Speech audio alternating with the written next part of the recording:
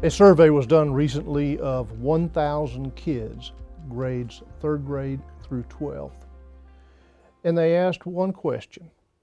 If you could have just one wish about your parents' work, your mom or your dad's work, what would that wish be?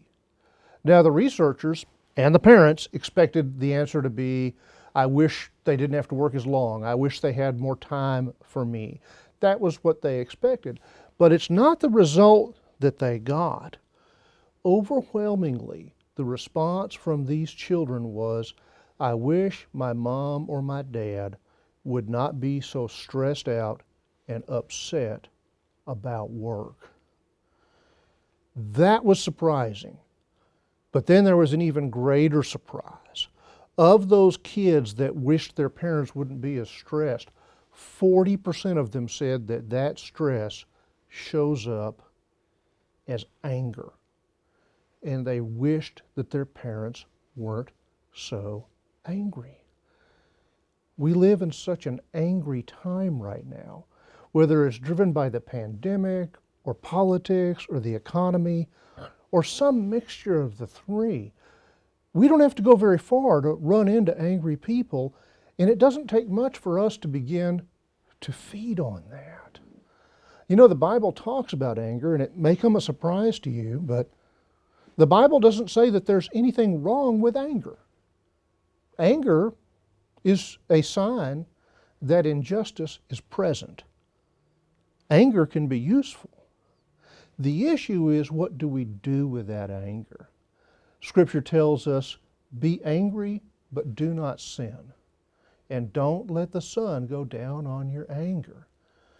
It's okay to have moments when we're angry, but we have to know what to do with it.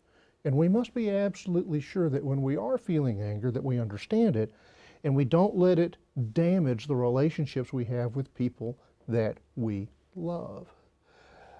At Christ Church, we offer biblical teaching to help people know how to manage issues like anger in their daily life. We proclaim a gospel that affirms that everybody is a child of God and is worthy of God's love just because God said so. We have a community here of people who've learned to live together in harmony even when we don't agree, even when we don't agree about really important stuff. We've learned not to let anger damage those relationships. That's what I love about Christ Church. We're honest about our mistakes. We're honest about our feelings, and we're honest sometimes about stuff that makes us angry. But at the end of the day, we gather together to worship God and to hear the gospel and to understand that no matter what's going on, we are children of God and sisters and brothers of one another. What I like about serving here at Christ Church is that even though we're all broken and flawed people, and even though sometimes we get angry, we never let it damage or harm our relationships. We've learned to be a people of grace and mercy because we are a people who've experienced grace and mercy from God. If you're looking for a church home that's filled with grace and mercy and affirms that God is a God of love, then I invite you to come and try Christ Church, because at Christ Church, you'll find faith here unfiltered.